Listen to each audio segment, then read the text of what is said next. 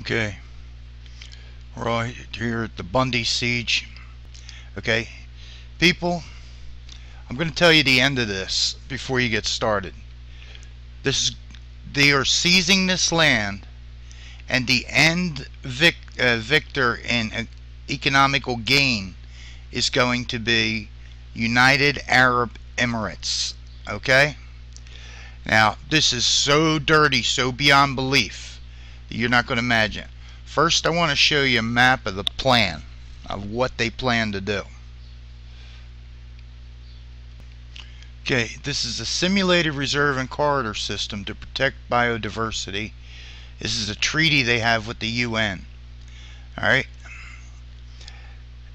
Basically, where you see yellow and red, that's red is core reserves and corridors, little to no human use.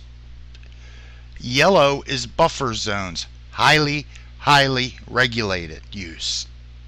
Okay?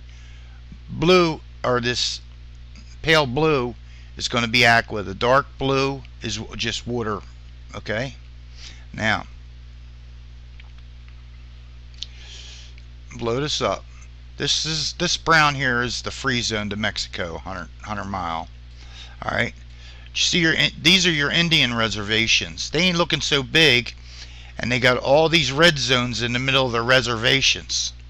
So you might want to tell your Indian friends they're about to get screwed too. All right. Okay. I guess that then the mapping for the area east of the Mississippi and south of the Ohio rivers is at various stages of completion. Evidently, they've achieved whatever hideous goals they have in Ohio and east of the Mississippi and south of Ohio.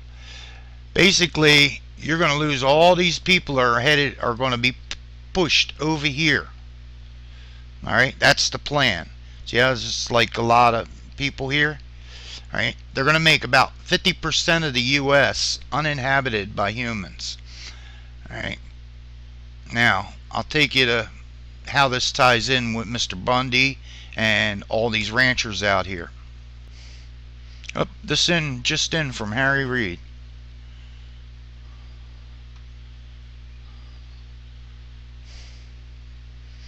India map.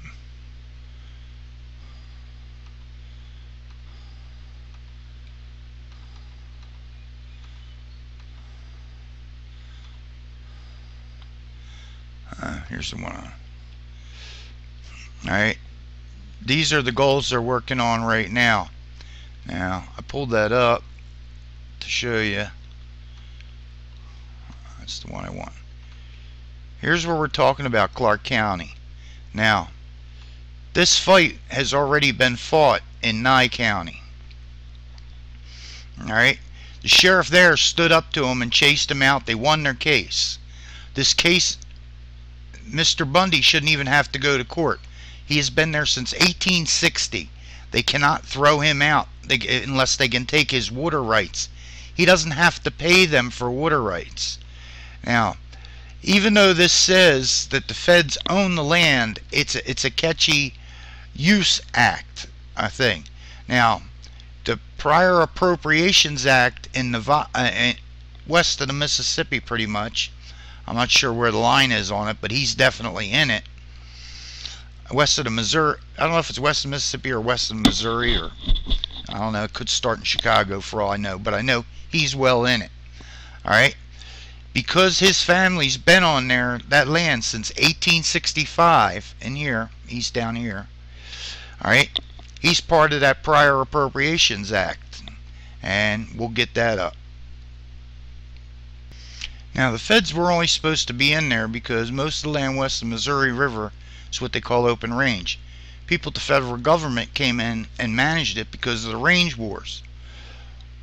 But the people retained their water rights, and that's why it was made public use, because the range wars get everybody to stop fighting, and the feds can't operate unless they have a certain um, you know, has to be done in a certain way because of states' rights. So the states let them come in and handle it, and they got the rights somehow. There was some money changed hands, but they retained the water rights, and it was for public use. The Bundy family's been there since 1870. This superseded any deal the feds may have.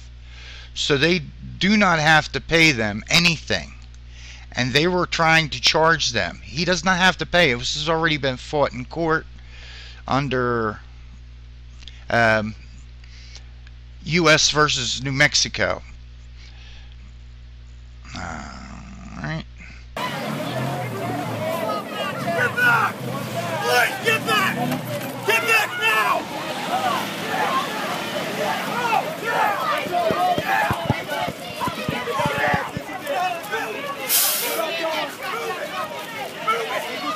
Move it now! This is it! Just see a woman on the ground. Back up! Back up!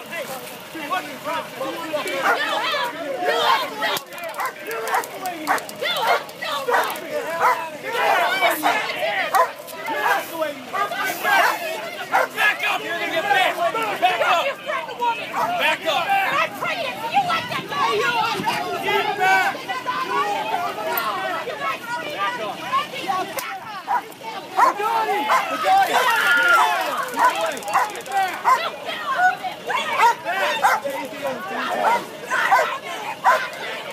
Get everything recorded. Just stand back. Come here. Stand with me. You stand with me. Stand with me. It's the best thing you can do right here. They throwing down my aunt, dude. Listen to me. Listen to me. You stay right with me. You stay right with me. They threw down my aunt. They listen to me. My cousin 3 times. Listen to me. You stay right with me, okay? Huh? We got on video. Who's the aggressor here? Who's the aggressor? Listen, let it go. Let it go. Am let it I go. carrying an AR? Let it go. Let it go. Let it go. Let it go. Dude, seriously. Don't give them the satisfaction of taking you away. All right? When you seen that fight and the argument, it was about they were looking in. They came down the road with a dump truck and a backhoe, and they thought they had dead cows in the back of the dump truck. Well, lo and behold, when they went in there, they were pipes and all his water stuff was in there. So I'm thinking to myself, why would they tear out his water? And that's when I started looking at this stuff, and I found out that he has the water rights, so he can't trespass, because when you got the water rights, that means you got the right to everything, the plants coming up, because they're filled with water. Alright, that's what the Prior Appropriation Act is about. Okay.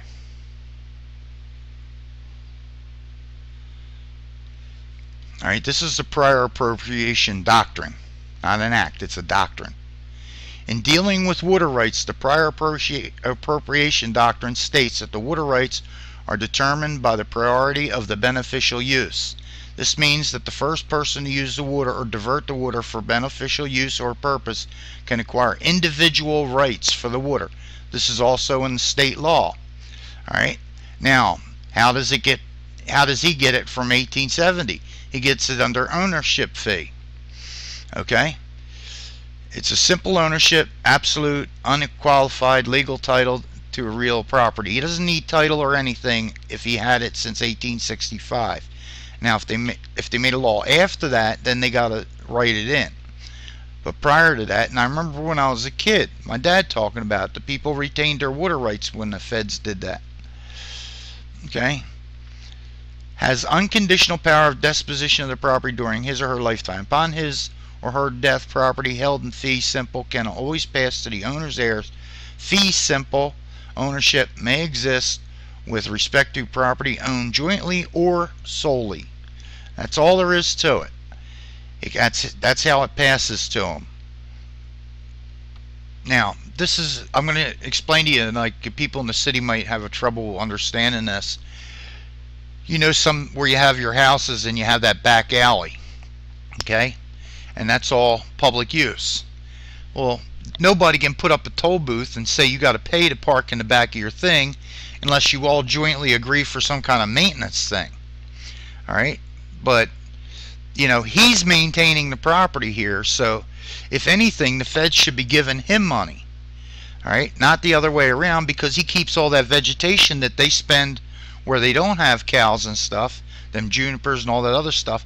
Cows all tread that down and eat all the stuff up, which keeps the place from burning up. Like California, they chased everybody out over this, and that's why you have them bad fires out in California and Oregon. That, you know, because they chased all the loggers and all that stuff out of there. Here you don't have that in Nevada. All right, or say you got a driveway coming down your driveway, and there's 5 houses on the driveway, but you all jointly own it. All right. Well, no one person can charge the other. Now you can all chip in and pave the driveway if you like, but if y'all don't agree, then the driveway don't get paved. That's all there is to it. Okay, now we go and we found it's Southern Nevada Water Authority out there. Remember that authority thing? That's where you give people, that's not a, you know, it looks like a government, but when it says authority, it's a business that they look like the government, but they're not. There's actually a profit being made by people. All right, it's not like if it said co-op, then everybody that used it would be getting a check back at the end of the year for whatever profit it made. All right. It provides wholesale water treatment and delivery for the greater Las Vegas Valley. All right. Now, right in here, it's responsible for acquiring and managing long-term water resources for the Southern Nevada thing. For its inception, SNWA has worked to acquire additional water resources, manage existing and future water resources, construct and operate regional facilities. The SNA is governed by a 7-member board of directors, which comprises 1 elected official from each governing board of the SNWA's 7-member agency. You ever remember out there voting for them? No, because they're voted for them. Anyway, it's responsible for the day-to-day actions. Okay. Southern Nevada gets 90% of its water from the Colorado River. The other 10% of the water comes from groundwater that is pumped out through existing wells within Clark County. Perchlorate in the groundwater in Henderson and associated runoff into the Las Vegas has been a concern since 1997. All right, so they got to get the groundwater. What you got to remember is they're not going to drill those wells and put all that stuff in. They're a management company. They're going to get somebody to do it. Well, who do they get to do it? Well, we looked around and United Water came up. Okay? United Water in historical times was founded as Hackensack Water Company in New Jersey. Then it listed on the New York Stock Exchange. Okay? Its first use of chlorine in New Jersey City. And then in charcoal filtration and safe drinking, first nation's largest ozone filtration plant. Merger with General Water Works Corporation. Okay, then they had the acquisition by the Suez Environment. Right? Who the heck is the Suez Environment?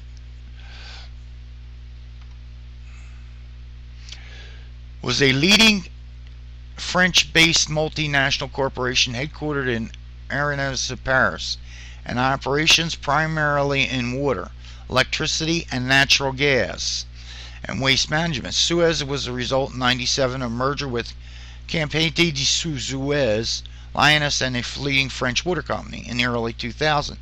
Suez also owned some media and telecommunications assets, but has since divested these. According to the Mason's Water Yearbook, Suez served 4 million people around the world.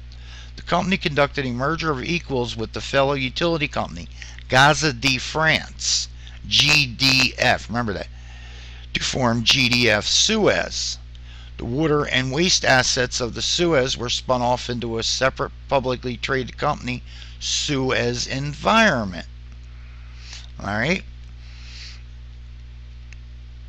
And look, you know you can rip this, wrap this, take it. I don't copyright nothing.